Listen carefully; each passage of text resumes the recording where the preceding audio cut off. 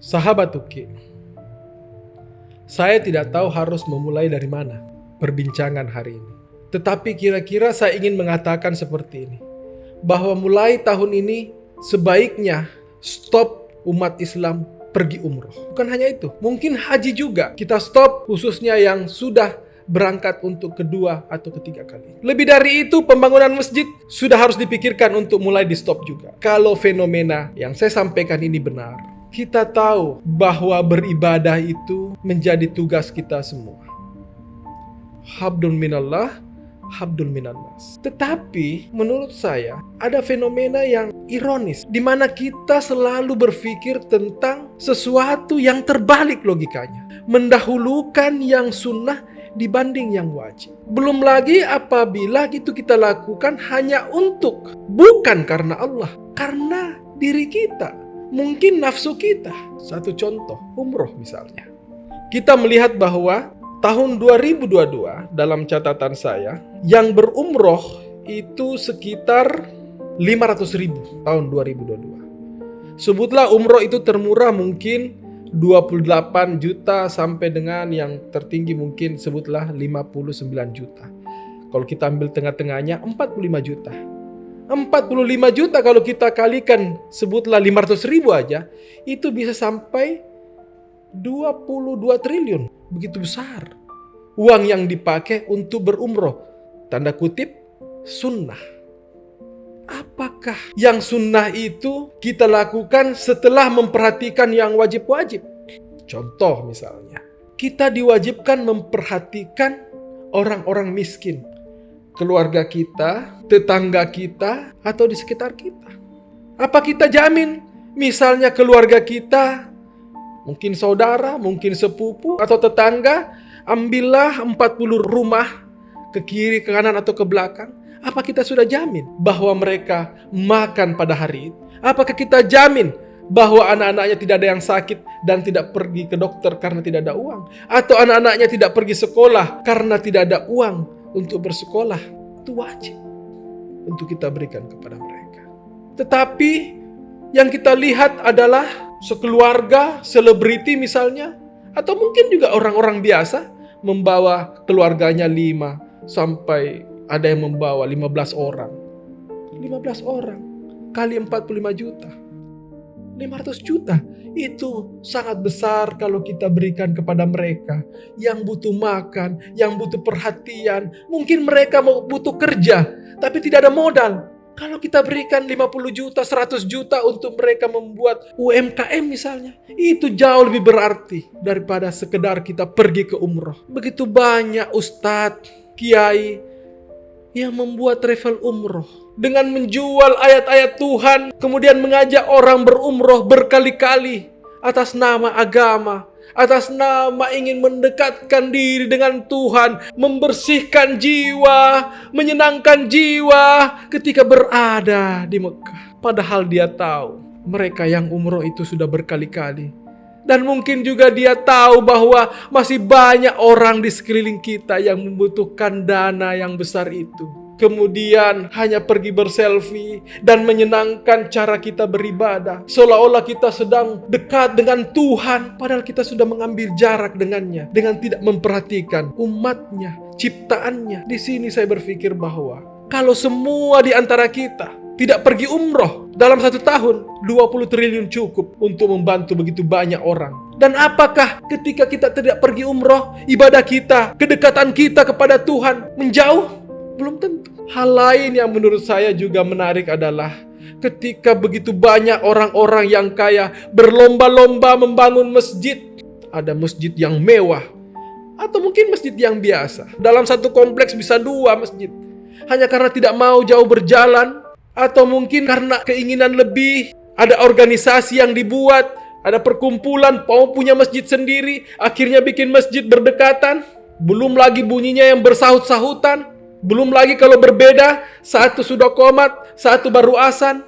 Kita membuat sebuah masjid hanya untuk menyenangkan diri kita, kelompok kita, bahwa kita sudah membangun masjid. Padahal masjid yang satu belum penuh ketika sholat. Mungkin Jumat aja yang penuh.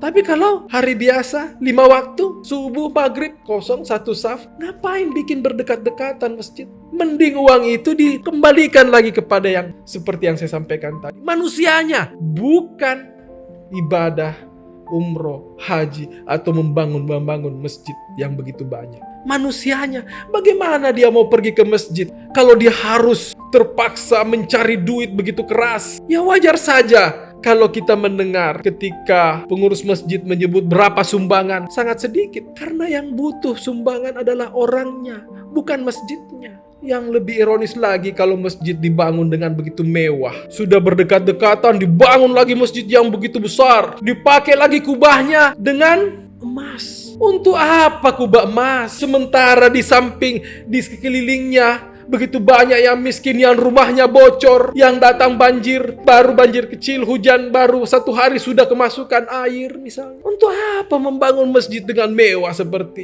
itu? Untuk siapa? Untuk Tuhan. Apa Tuhan butuh masjid yang begitu besar, yang begitu mewah, yang menghabiskan miliaran dengan kubah emas? Yang butuh adalah umatnya. Daripada Anda membangun masjid yang besar dengan memakai emas, memakai tegel yang begitu mahal. Untuk apa? Menyenangkan pemiliknya yang membangun.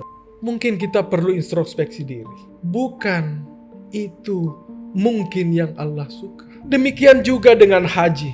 Tidak ada larangan untuk pergi haji berkali-kali, sepanjang Anda mampu. Tapi yang diwajibkan hanya sekali.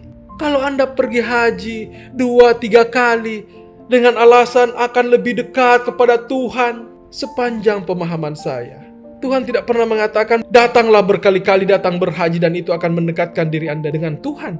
Boleh-boleh aja mungkin, tetapi Anda sudah perhatikan enggak dengan yang kewajiban Anda terhadap orang-orang di sekitar Anda, keluarga Anda yang jauh lebih membutuhkan. Mungkin itu tidak akan kelihatan kepada orang banyak bahwa Anda pergi haji, padahal Tuhan ada di mana, dimanapun kau berada. Tidak perlu harus pergi ke haji. Sekali oke lah. Dibandingkan kita harus menghabiskan uang dengan ritual-ritual yang hanya menurut kita menyenangkan Tuhan. Tetapi sebenarnya mungkin kita hanya untuk menyenangkan diri sendiri. Dengan hal-hal yang bersifat ritual, bersifat luarnya saja. Seperti saya saat ini memakai songkok. Ya oke lah.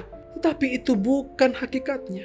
Dari semua itu, umroh yang berkali-kali, haji yang lebih dari 1 kali, membangun masjid yang bermewah-mewah dan berdekat-dekatan begitu banyak. Saya mau mengusulkan, kalau tahun ini mulai tidak ada lagi umroh, haji hanya dibatasi untuk 1 kali saja, untuk yang pertama kali. Dan masjid harus dilihat oleh pemerintah daerah apakah layak masjid tersebut dibangun di daerah tersebut, dengan memperhatikan jumlah masjid di sekitarnya, juga dengan biaya yang begitu besar yang harus dikeluarkan, dengan memperhatikan begitu banyak orang yang membutuhkan uluran tangan untuk orang-orang miskin, orang-orang yang butuh pertolongan dengan uang tersebut.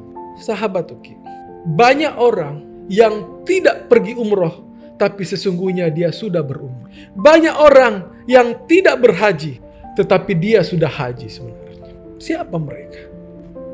Tidak mengeluarkan uang, tapi ibadah, umroh dan haji, amalannya sama dengan kesana. Kalau sudah demikian, ngapain kita menghabis-habiskan uang begitu banyak untuk sesuatu yang sunnah dengan melupakan yang wajib? Sebutlah kisah Sufi Abu Yazid Al-Bustami.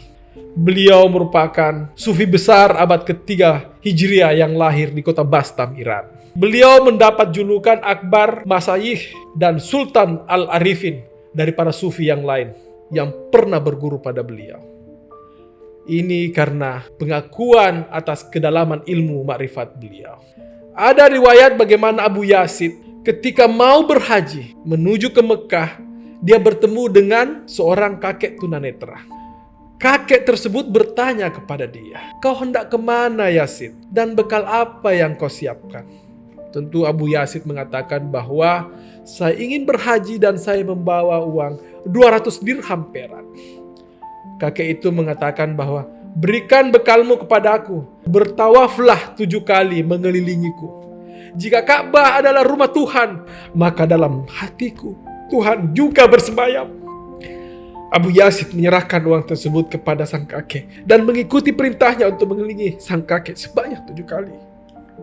Dan ini dijelaskan oleh Jalaluddin Rumi yang mengabadikan kisah Abu Yazid Al-Bustami dalam Divan Isams Ghazal ke-648. Walaupun Abu Yazid tidak naik haji, tapi sesungguhnya dia telah berhaji. Betapa membantu orang buta, orang tunanetra jauh lebih besar dan lebih diutamakan dibanding dia pergi berhaji. Bagaimana kita?